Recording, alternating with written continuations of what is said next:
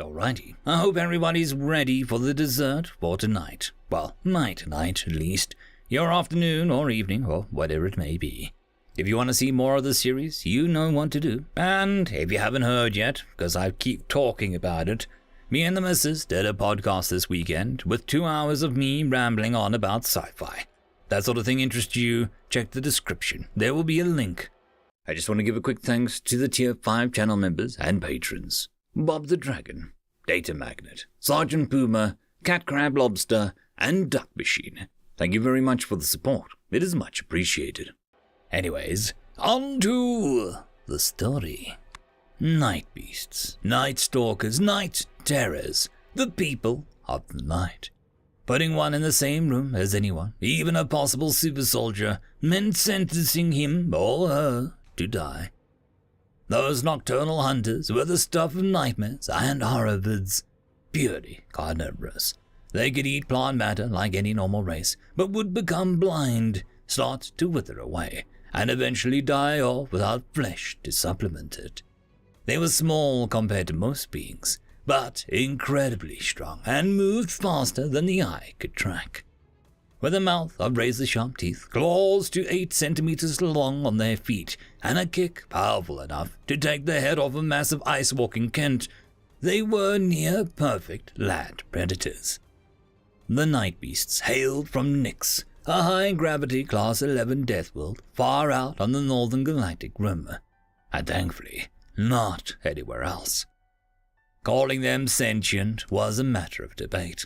They had no technology to monitor. No one had dared step foot on their world long enough to study them peacefully, and those that were taken by force tended to be less than cooperative. Indeed, no less than 3 ships had had their crews slaughtered to a being after poaching a live night beast.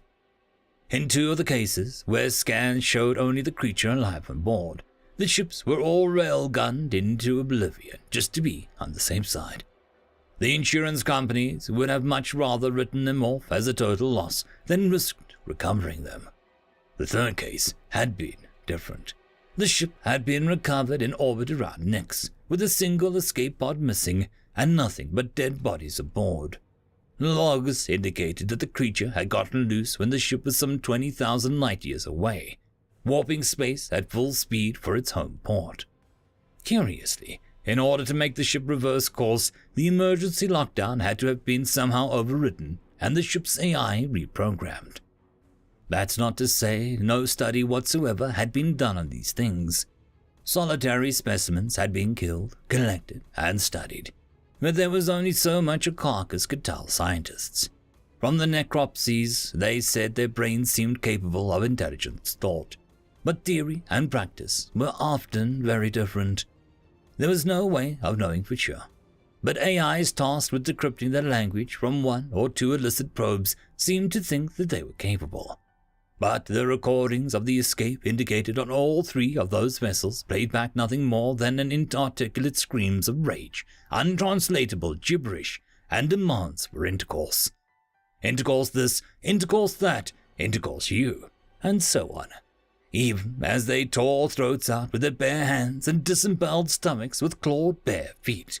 These were, of course, blatant mistranslations despite AI protestations to the contrary. Since the most recent incident years ago, Huntington hadn't heard of anyone else illegally visiting the planet, let alone claiming one of the beasts. It could have been that they were simply successful and no one heard about it, but he doubted it.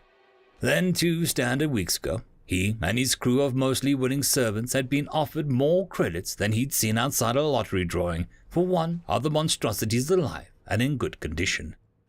Having a veterinarian who couldn't refuse to work had been a gift from the 5 lords of heaven.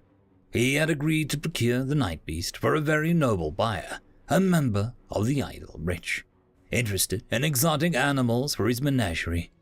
The pay would be an enormous and included capture tools, medical equipment like tranquilizers, and a translator for his vet to implant, and retrofitting his ship to hold the thing before the venture had even begun. The translator was almost funny, with the thing not so expensive and hazardous to implant.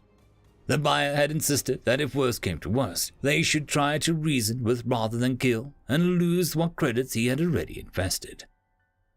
The easy part was acquiring it. It had been off on a solo night hunt somewhere in the plains of Nyx's broken surface when they found it. It only took one dot of an especially developed drug used to tranquilize, though it was so powerful that it could have killed off his entire crew, and all of his merchandise were divided up evenly between them.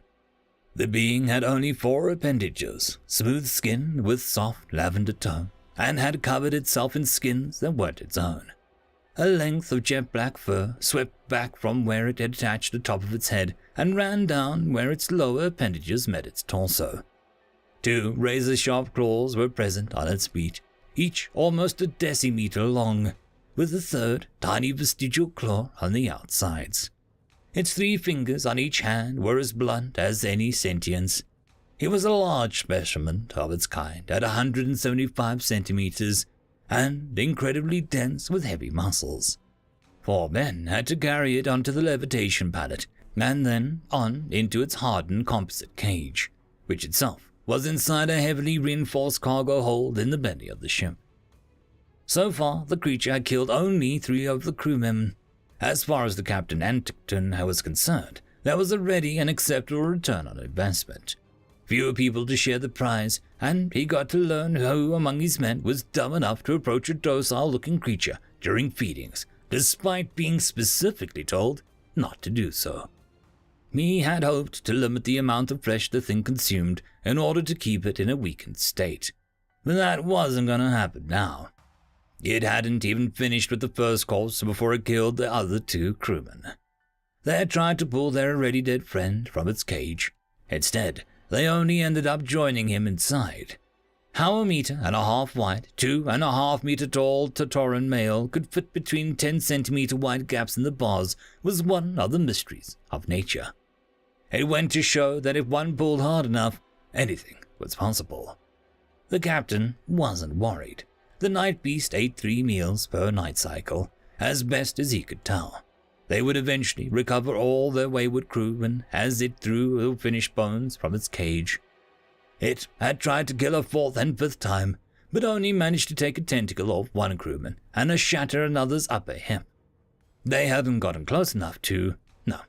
Video footage proved that the thing had thrown the thigh bones of the consumed crewmen at the compatriots, with deadly force and accuracy. He hadn't known that it could do that. Quick-witted observers erected a force field between the cage and the entrance to the hold just in time to prevent lethal follow-up projectiles.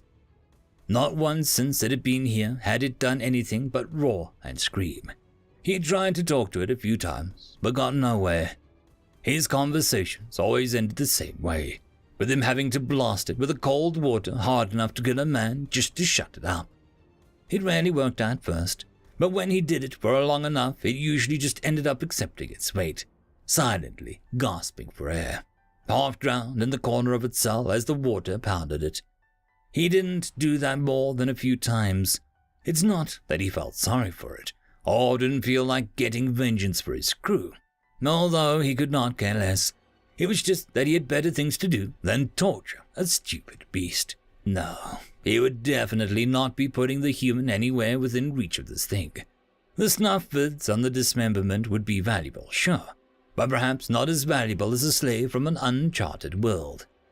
Those, like Steve N., were totally off record, with no one to come looking for them, and nowhere to escape to. Some of the less reputable slave buyers would pop a top credit for the likes of him. That, and he didn't feel like giving the night beast yet another week's worth of hearty meals. End of chapter. And that, my friends, concludes this video. I hope